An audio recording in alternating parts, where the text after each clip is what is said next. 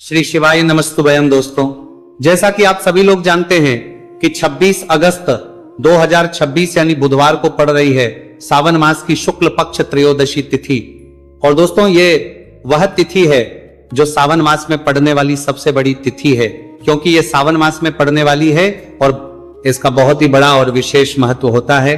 पूज्य गुरु जी ने कहा है कि अगर कभी भी मौका लग जाए और सावन मास की त्रयोदशी तिथि बुधवार को पड़ जाए तो आप लोगों को 7 हरा दुर्वा का उपाय तो अवश्य ही करना चाहिए। इन दोनों का संयोग बहुत ही कम आता है।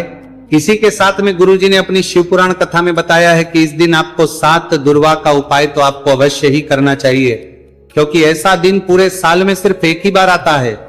और दोस्तों, आप सभी लोग जानते हो कि बुधवार का अगर सबसे बड़ा उपाय है तो वह 7 हरा दुर्वा वाला उपाय है। तो दोस्तों, इस बुधवार त्रयोदशी तिथि के दिन आप लोगों को इस 7 हरा दुर्वा वाला उपाय को जरूर करना है।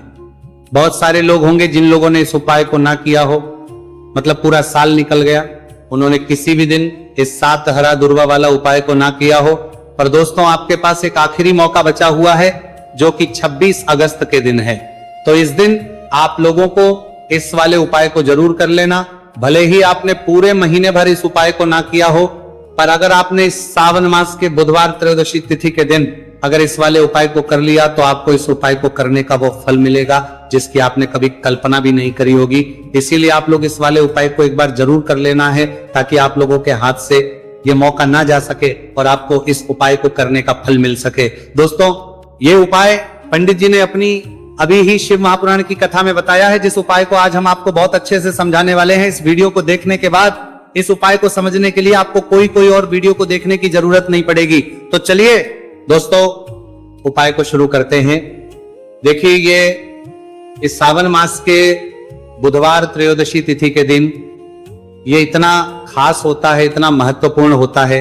देखा गया है कभी कभी बड़े बड़े पूजा पाठ अनुष्ठान से जो मनोकामना पूर्ण नहीं होते, वह सावन मास के बुधवार त्रयोदशी तिथि के दिन एक छोटे से उपाय करने से ही आपकी मनोकामना पूर्ण हो जाती है। और बहुत सारे लोगों ने इस उपाय को किया भी है और उनको इस उपाय को करने का फल भी जरूर मिला है। अगर आप लोग भी इस उपाय को करना चाहते हैं तो आप इस उपाय को पहले अच्छे से समझ लेना, सुन लेना, उसके बाद करना। आपको इस उपाय का फल जरूर ही, और इस उपाय को कर लेने से आपके घर में चाहे किसी भी प्रकार की दुख और समस्या क्यों ना चल रही हो, आपको उसका कारण भी नहीं पता है कि भाई यह समस्या किस कारण से चल रही है, उसका कुछ भी कारण हो सकता है। जैसे इसे पितृ दोष हो सकता है या किसी भी तरह का मंगल दोष भी हो सकता है। तो इस दिन आप लोगों को यह वाला उपाय कर लेना है। यह एक ऐसा उपाय है जिस उपाय को अगर किसी विशेष दिन पर किया जाए तो भाई उस विशेष दिन का जो है वह तो मिलता ही मिलता है। पर हमने उस दिन पर इस उपाय को किया है तो हमें उससे भी बड़ा फल मिलता है, और फल बहुत जल्दी मिलता है, क्योंकि आप इस उपाय को बहुत ही बड़े और विशेष दिन पर कर रहे हो। तो चलिए अब उपाय के बारे में बात करते हैं, लेकिन उससे पहले आप लोगों को यह जानना आवश्यक है कि आखिर यह उपाय किस समय करना है, किसको करना है और कैसे करना है। तो चलिए हम आगे आपको वीडियो में एक एक करके बता देते हैं। उससे पहले अगर आप लोग हमारे चैनल पर पहली बार है तो हमारे चैनल को सब्सक्राइब करना ना भूलें, और अगर आपके पास कोई सवाल है तो आप हमें कमेंट बॉक्स में बता सकते हैं। और अगर आपको हमारा वीडियो पसंद आया है तो आप हमें लाइक और शेयर करना ना भूलें। और अगर आपको हमारे चैनल की जानकारी चाहिए तो आप हमें फॉलो कर सकते हैं। और अगर आपके पास कोई प्रश्न है तो आप हमें कमेंट बॉक्स में बता सकते हैं। पहली बार आए हैं या फिर मेरी आवाज आज पहली बार सुन रहे हैं तो हमारे चैनल को सब्सक्राइब जरूर कर लेना, और इस वीडियो को करके कमेंट बॉक्स में श्री शिवाय नमस्तुभयम ओम नमः शिवाय जरूर टाइप कर देना। तो दोस्तों, इस 7 दुर्वा वाला उपाय को हमें इस बुधवार त्रयोदशी तिथि के दिन कैसे करना है, किसको करना है, किस समय करना है और कहां पर करना है, ये सारे सवालों के जवाब आपको इस वीडियो में मिल जाएंगे। और जो ये वीडियो देखेगा भाई, उसको 7 हरा दुर्वा वाला उपाय जरूर करना चाहिए, क्योंकि इस दिन 7 दुर्वा का भी बहुत ही बड़ा और विशेष महत्व होता है। और जब बात आ जाए हरा दुर्वा की तो ये सोने पर सुहागा वाली बात हो जाती है, और ये एक बहुत ही बड़ा उपाय हो जाता है इस बुधवार त्रयोदशी तिथि का। तो अब दोस्तों, इस 7 हरा दुर्वा वाला उपाय को आखिर करना किसको है, सबसे पहले हम लोग वो बात जान लेते हैं। तो देखो, घर की जो बड़ी माताएं बहनें होती हैं उन माताओं बहनों में से कोई भी एक बड़ी माता बहन इस वाले उपाय को कर सकती है। और दोस्तों, अगर आप चाहें तो अपने घर में से सभी सदस्यों भी इस उपाय को करवा सकते हैं। अगर किसी व्यक्ति की खुद की कोई मनोकामना है, खुद की कोई दुख और परेशानी है जो कि वो अपने लिए ही करना चाहता है, इस वाले उपाय को तो वो खुद अपने लिए भी कर सकता है। बाकी अगर कोई घर में से ऐसा है जो कि अपने पूरे घर परिवार की सुख और शांति के लिए ये वाला उपाय करना चाहता है, तो भाई वो भी करना चाहता है, सकता है, उसमें भी कोई दिक्कत वाली बात नहीं है। कहने का मतलब यह है कि इस उपाय को हर सदस्य भी कर सकता है और पूरे घर परिवार के सदस्य के लिए, घर की बड़ी माताओं बहनों में से कोई एक माता बहन भी कर सकती है। माताएं बहनें अगर घर में उपस्थित ना हो या वो ये वाला उपाय ना कर पा रही हो, तो फिर घर का कोई बड़ा सदस्य भी इस 7 हरा दूर्वा वाला उपाय को कर सकता है, चाहे फिर वो पुरुष ही क्यों ना हो, उसमें कोई भी दिक्कत वाली बात नहीं है। अब दोस्तों, जो अगला प्रश्न निकल कर आता है वो ये आता है इसको लेकर कि आखिर इस उपाय को हमें किस समय करना है, सुबह के समय करना है कि शाम के समय करना है। तो देखो, इस वाले उपाय को आप लोग सुबह के समय भी कर सकते हो और शाम के समय प्रदोष काल में भी कर सकते हो। अब अगर आप पूछो कि भाई सबसे उत्तम समय कौन सा रहेगा इस 7 हरा दूर्वा वाला उपाय को करने का, तो हम आपसे बस यही कहेंगे कि इस उपाय को आप सुबह के समय करेंगे तो ज्यादा बेहतर होगा। बाकी अगर प्रदोष काल के समय भी करेंगे तो भी अच्छा होगा, उसमें कोई भी दिक्कत वाली बात नहीं है। तो अब दोस्तों, जो अगली सबसे बड़ी और महत्वपूर्ण बात आती है वो ये आती है कि सुबह अगर हम उपाय को करेंगे तो हमें कितने बजे से लेकर कितने बजे तक के बीच में करना है, और शाम के समय प्रदोष काल में करेंगे तो हमें कितने बजे से लेकर कितने बजे के बीच में करना है। तो देखो, सुबह जितनी जल्दी हो सके आप उपाय को करने की कोशिश करना। बाकी अगर कारणवश लेट भी हो जाओ, थोड़ी देर भी हो जाए, तो 10 या 11 बजे तक भी आप उपाय कर लेना, पर 12 बजे से ज्यादा देरी ना हो, ठीक है, इस बात का ध्यान रखना। उसके बाद में दोस्तों, अगर शाम के समय प्रदोष काल की बात करें, प्रदोष काल का जो समय है होता है वो शाम के 6 बजे से शुरू हो जाता है। मतलब शाम के 6 बजे से लेकर शाम के 6 बजे से रात के 8 बजे के बीच का जो समय होता है, यह समय प्रदोष काल का समय होता है। तो इस उपाय को 7 या 8 बजे के बीच में भी कर सकते हो। मैं आप कभी भी इस वाले उपाय को कर सकते हो, उसमें कोई भी दिक्कत वाली बात नहीं है। तो सावन मास का महीना ही है जो आपको धन, दौलत, पुण्य दोनों ही देने वाला है। सावन मास के महीने में तुलसी का पूजन करके, श्री हरि विष्णु से जुड़े हुए कुछ उपाय करके आप अपने जीवन की निर्धनता, धन से जुड़ी समस्याएं, कर्जे से जुड़ी समस्याओं को हमेशा के लिए दूर कर सकते हैं। भगवान विष्णु को तुलसी अति प्रिय है, इसलिए उनकी पूजा में भी विशेष रूप से हम तुलसी का उपयोग करते हैं। और बिना तुलसी दल के, बिना तुलसी मैया के श्री हरि विष्णु की पूजा और उनका भोग दोनों ही अधूरे होते हैं। इसीलिए सावन मास के महीने में ऐसा उपाय आपको बताने वाले हैं, जिसे करने से श्री हरि विष्णु की असीम कृपा आपको मिलेगी और मां तुलसी से ऐसा आशीर्वाद मिलेगा। जीवन का हर दुख, हर कष्ट, गरीबी, निर्धनता, कर्जे से जुड़ी समस्याएं, सब कुछ ही आपके जीवन से दूर हो जाएगा और सुख, समृद्धि, धन, वैभव, ऐश्वर्य सब कुछ आपको अपने जीवन में आसानी से मिलने लगेगा। तो चलिए बात कर लेते हैं कि कौन सा उपाय है, तुलसी के पौधे में कौन सी चीज आपको रखनी है और इस उपाय को किस समय करना है। देखिए, सबसे पहले तो आपको बता दें कि अगर आपके घर में तुलसी का पौधा नहीं है तो सावन मास के महीने में एक तुलसी का पौधा अपने घर में लाकर जरूर लगाएं, क्योंकि सावन मास के महीने में जो लोग अपने घर में तुलसी जी का पौधा लाकर लगाते हैं, मां तुलसी का पूजन करते हैं, कभी भी मां तुलसी उनके घर में निर्धनता नहीं रुकने देती है। हमेशा उनके घर में धन की वृद्धि होती है, धन की वर्षा होती है। तो जरूर से तुलसी का पौधा आप सावन मास के महीने में अपने घर जरूर लेकर आए और अच्छे से आपको मां तुलसी का पूजन करना है। मां तुलसी के पौधे की देखभाल करनी है। और वह कौन चीज है जो आपको तुलसी के पौधे में सावन मास के महीने 26 अगस्त बुधवार त्रयोदशी तिथि में रखना है, और कैसे यह चीज रखते ही रातों रात आपके जीवन में चमत्कार होगा और आपके भाग्य का भी आपको साथ मिलेगा। तो देखिए, इस वीडियो में जितने भी उपाय हम आपको बताएंगे सभी उपाय सरल है। देखो, गुरुजी ने कहा है कि बुधवार के दिन आपको 7 हरा दूर्वा वाला उपाय तो अवश्य ही करना चाहिए। वीडियो के अंतिम में आपको उपाय बताया है, आपको करना है। देखो, आगे बढ़ने से पहले वीडियो को एक लाइक जरूर करें। देखो, सबसे पहला उपाय, यदि आपके जीवन में कर्जा बहुत अधिक है, आपके जीवन में संकट बहुत अधिक रहते हैं, आपके ऊपर बहुत अधिक विपदा आ रही है, बार बार आपको अपने व्यापार में और अपने धन में हानि देखने को मिल रही है, यानी कि आपको प्रत्येक कार्य में हानि हो रही है, तो आपको ये उपाय करना चाहिए। इस उपाय को करने के लिए आपको दो चीजों की आवश्यकता होगी। सबसे पहले है, आप जानते हो जो कि भगवान गणेश जी को समर्पित होती है, तो आपको वो हरा दुर्वा की आवश्यकता होगी, साथ ही में 1 लोटा जल की आवश्यकता होगी। और आप जब भी उपाय को करें, जिस दिन भी आपको करें, तो आपको प्रातः कल सुबह सुबह ही सुबह वो करना है। इस बात का विशेष रूप से आपको ध्यान रखना है, ठीक है। तो आपको एक हरा दुर्वा लेनी, अगर आधा हरा दुर्वा भी मिल जाती है तो भी कोई दिक्कत नहीं है, बस आपको हरा दुर्वा है। अगर ज्यादा ना मिले तो उस स्थान पर एक हरा दुर्वा भी ले सकते हैं। हरा दुर्वा आपको आसानी से कहानी पर भी मिल जाएगी, बस याद रखिएगा शुद्ध दुर्वा, और मतलब उसे शुद्ध करके ही उपयोग में लीजिएगा, है ना। तो आपको करना क्या है, 1 हरा दुर्वा या 1 से ज्यादा भी हरा दुर्वा आप लोग ले सकते हैं। तो 1 हरा दुर्वा अपनी ले लीजिए, 1 हरा दुर्वा के साथ में आप 1 लोटा जल ले लीजिए, और इन दोनों ही चीजों को लेकर शिव जी के मंदिर पहुंच जाइए। शिव जी के मंदिर पहुंचकर सबसे पहले आप शिवलिंग के पास में बैठ जाइए। शिव जी के पास में बैठने के बाद जो शिव जी की शिवलिंग होगी, शिवलिंग के ऊपर सबसे पहले आपको ये दूर्वा को समर्पित करना है।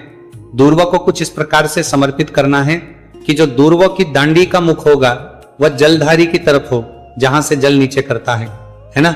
और जो हरा दूर्वा का मिला हुआ भाग होगा वो अपने आप शिवाजी के पीछे की तरफ हो जाएगा, ठीक है। तो इस प्रकार से ये हरा दूर्वा का, ये दूर्वा आपको भगवान शिव जी का शिवलिंग के ऊपर समर्पित करनी है। और जो 1 लोटा जल आप अपने साथ लेकर आए हैं, इसी दूर के ऊपर भगवान शिव जी के शिवलिंग के ऊपर एक धारा से आपको समर्पित कर देना है, ठीक है।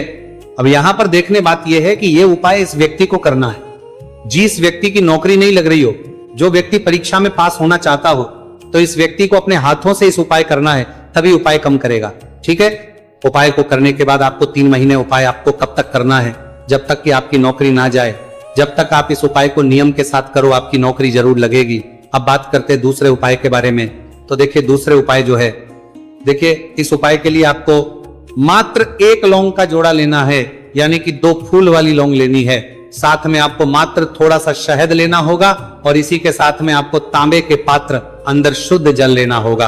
अब देखिए इन सभी सामग्रियों को लेकर के आपको भगवान शिव के मंदिर में पहुंच जाना है। देखिए ये उपाय आप सुबह से लेकर शाम तक कर सकते हैं। तो वह सबसे पहले तो आपके पास जो 2 फूल वाली लौंग है, उन्हें आपको शहद के अंदर अच्छे से डुबो है, यानी कि दोनों लौंग पर आपको अच्छे से शहद का लेपन कर देना है। अब आपको जो आपके पास 1 लोटा जल है, सबसे पहले तो उसे शिवलिंग पर धीरे धीरे समर्पित करना है, और श्री शिवाय नमस्तु भयम इसका जाप करते हुए समर्पित कर देना है। अब आपके पास जो 2 फूल वाली लौंग है शहद से, उसे आपको शिवलिंग पर अर्पित करना है, और आपको प्रार्थना करनी है कि जीवन में जो रोग की स्थिति है वो समाप्त हो, जीवन के जो संकट और समस्याएं हैं वो सभी समाप्त हो, जीवन से जो कर्ज की समस्या है वो समाप्त हो। इस प्रकार से प्रार्थना करते हुए ये जो 2 फूल वाली लौंग ही शहद संयुक्त इस आपको शिवलिंग पर अर्पित कर देनी है। आपकी जो भी समस्या होगी इस बुधवार के दिन अवश्य ही समाप्त हो जाएगी। तो इस प्रकार से आपको पहला उपाय करना है। अब हम बात कर लेते हैं दूसरे उपाय के बारे में। देखिए ये उपाय आपके लिए सर्वश्रेष्ठ होने वाला है। देखिए इस उपाय के लिए आपको चाहिए होंगे 5 हरा मूंग के दाने, और मूंग के दाने कहीं से भी खंडित नहीं होने चाहिए, इस बात का ध्यान रखें। और इसी के साथ में आपको एक तांबे के पात्र के अंदर अपने घर से शुद्ध जल 1 लोटा जल ले लेना है। अब दोस्तों इन सभी सामग्रियों को लेकर के आपको सीधे पहुंच जाना है भगवान शिव के मंदिर में। देखिए इस उपाय को भी आप सुबह भी कर सकते हैं और शाम के समय में भी कर सकते हैं। देखिए भगवान शिव के मंदिर में पहुंचने के बाद आपके पास जो 5 हरे मूंग हैं, उनमें से पहला जो हरा मूंग है, आपको शिवलिंग के सामने जो नंदी महाराज होते हैं और उनका जो पैर उठा हुआ होता है, वहां पर आपको पहला हरा मूंग समर्पित करते हैं, और आपको श्री शिवाय नमस्तुभयम इसका जाप कर लेना है। फिर आपको दूसरा हरा मूंग लेना है, और शिवलिंग पर जो श्री गणेश जी वाला स्थान होता है वहां पर आपको ये दूसरा हरा मूंग समर्पित कर देना है, यानी कि शिवलिंग के सीधे तरफ आपको ये दूसरा हरा मूंग समर्पित करना है। और फिर आपको ओम गण गणपते नमः या फिर ओम श्री गणेशाय नमः इसका जाप कर लेना है।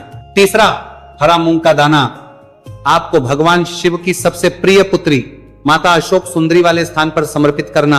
शिवलिंग की जो जलाधारी होती है, जहां से जल बह करके आता है, उसी जलाधारी के बीच में जो कहीं कहीं उठी हुई लाइन होती है सांप की आकृति के रूपा में, वहीं पर आपको तीसरा हरा मूंग समर्पित करना है और फिर आपको ओम नमः शिवाय इसका जाप कर लेना है।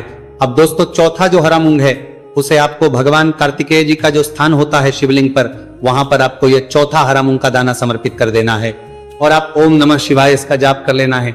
अब दोस्तों आपके पास जो पांचवा और अंतिम हरा मूंग बचा हुआ है, उससे आपको उससे जल के पात्र के अंदर डाल देना है और इस हरे मूंग से युक्त जल से आपको भगवान शिव के शिवलिंग का अभिषेक कर देना है। जल आपको बिल्कुल धीरे धीरे समर्पित करते जाना है और लगातार आपको शिव महापुराण के मूल श्री शिवाय नमस्तु भयम इसका जाप करते रहना है। फिर आपको शिवलिंग के आगे बैठकर, यदि आप अपने बच्चों के लिए ये उपाय कर रहे हैं, यदि आप अपने बच्चों की बुद्धि ज्ञान और विवेक के लिए उपाय कर रहे हैं, तो उसके लिए आपको प्रार्थना कर लेनी है। या फिर व्यापार में वृद्धि करने के लिए ये उपाय कर रहे हैं तो उसकी कामना करते हुए आपको प्रार्थना कर लेनी है।